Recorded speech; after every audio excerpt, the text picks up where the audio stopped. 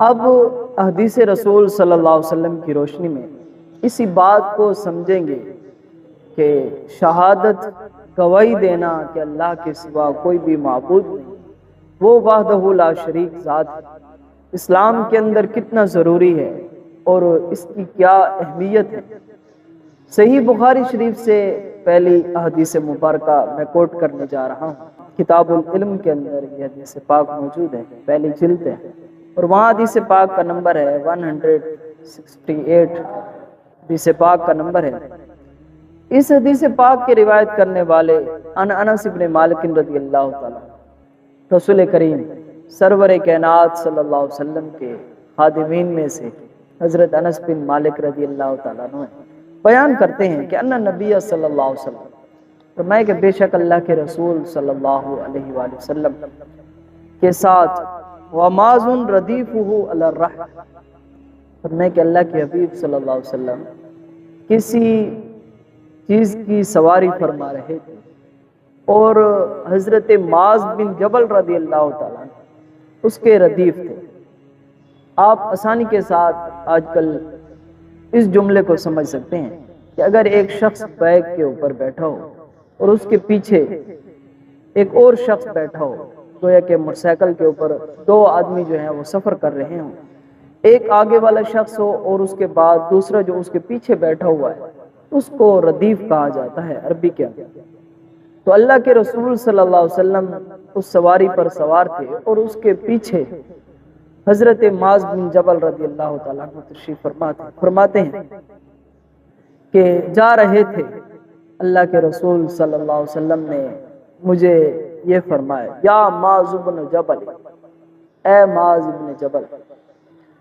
تو فرماتے ہیں میں نے عرض کی، میں غلام تھا، میں نے عرض کی لبیک یا رسول اللہ صلی اللہ علیہ وسلم و صادق، یا رسول اللہ صلی اللہ علیہ وسلم میں حاضر ہوں، میں آپ کا غلام حاضر ہوں۔ فرماتے ہیں پھر رسول کریم صلی اللہ علیہ وسلم خاموش ہو، تیری ہر ادا پہ میری جان فدا، تیری ہر ادا نے مزا دیا۔ کیا انداز ہے اللہ کے رسول صلی اللہ علیہ وسلم کا۔ پہلے خود حکم فرمایا، جب میں حاضر ہوا میں نے عرض کی یا رسول اللہ صلی اللہ علیہ وسلم میں حاضر ہوں، آپ حکم فرمائیں، تو پھر اس کے بعد پھر خاموش ہو گئے۔ پھر فرماتے ہیں کہ تھوڑی دیر کے بعد مجھے پھر فرمایا، یا معاذ، میں نے پھر عرض کی لبیک یا رسول اللہ صلی اللہ علیہ وسلم و صادق، یا رسول اللہ صلی اللہ علیہ وسلم میں حاضر ہوں، میں آپ کا غلام حاضر ہوں، یا رسول اللہ صلی اللہ علیہ وسلم آپ حکم فرمائیں۔ تو فرماتے ہیں اسی طرح اللہ کے رسول صلی اللہ علیہ وسلم نے 3 بار فرمایا۔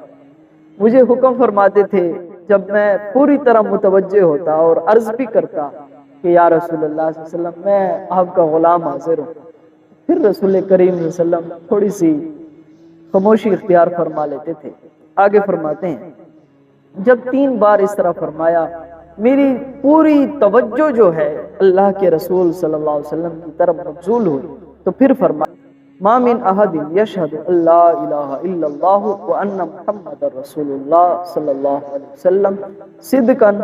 من قلبہ الا حرم اللہ علی النار۔ فرمایا کہ اگر کسی شخص نے اس بات کی گواہی دی کہ اللہ کے سوا کوئی بھی معبود نہیں ہے اور حضرت محمد مصطفیٰ صلی اللہ علیہ وسلم اللہ کے خاص بندے اور رسول ہیں، زبان کے ساتھ بھی صدقاً سچائی کے ساتھ اور دل کے ساتھ پکے ارادے کے ساتھ اس نے اس بات کی گواہی دے دی، اللہ کی وحدانیت کی گواہی دے دی، اور ساتھ حضرت محمد مصطفیٰ صلی اللہ علیہ وسلم کے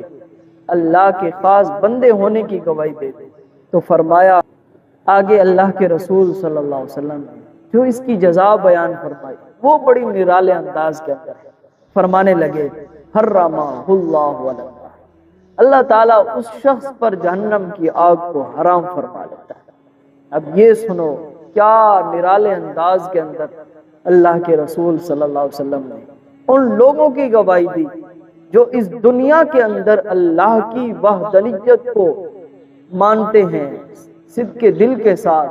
اور پھر رسول کریم صلی اللہ علیہ وسلم کو اللہ کے خاص بندے اور رسول مانتے ہیں۔ تو فرمایا اللہ کے رسول صلی اللہ علیہ وسلم نے ان پر اللہ کی جہنم کی آگ جو ہے وہ حرام ہو جاتی ہے۔ اب آگے حدیث مبارکہ ہے، حضرت معاذ رضی اللہ تعالیٰ عنہ عرض کرتے ہیں کہ یا رسول اللہ صلی اللہ علیہ وسلم، یہ اتنی بڑی خوشخبری ہے، میں چلا جاؤں اور صحابہ کرام رضوان اللہ تعالیٰ اجمعین کو بھی بتا دوں؟ تو اللہ کے رسول صلی اللہ علیہ وسلم نے انہیں روک لیا، فرمایا ابھی نہ بتاؤ، پھر بتا دینا۔ یہاں تک کہ حضرت معاذ رضی اللہ تعالیٰ عنہ اپنی وفات سے قریب اس حدیث مبارکہ کو بھی صحابہ کرام رضوان اللہ تعالیٰ عنہ کو بتا دی، تاکہ اس بات کے اندر خیانت نہ ہو جائے کہ اللہ کے رسول صلی اللہ علیہ وسلم نے یہ بھی فرمایا تھا کہ میری طرف سے ایک جملہ بھی، ایک آیات بھی اگر آپ تک پہنچی ہے تو آپ پر ضروری ہے کہ وہ آپ آگے والوں تک پہنچائیں، تا قیامت تک آنے والے لوگ وہ اس بات کو سن لیں اور سمجھ لیں۔ تو اس لحاظ سے اللہ کے رسول صلی اللہ علیہ وسلم نے اس مبارک حدیث پاک میں یہ فرمایا کہ جو بندہ اس دنیا کے اندر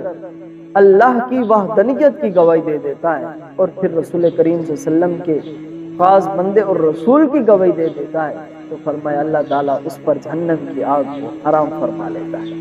یہ ایک نرالے انداز کے اندر اللہ کے رسول صلی اللہ علیہ وسلم نے کلمہ شہادت پڑھنے والوں کی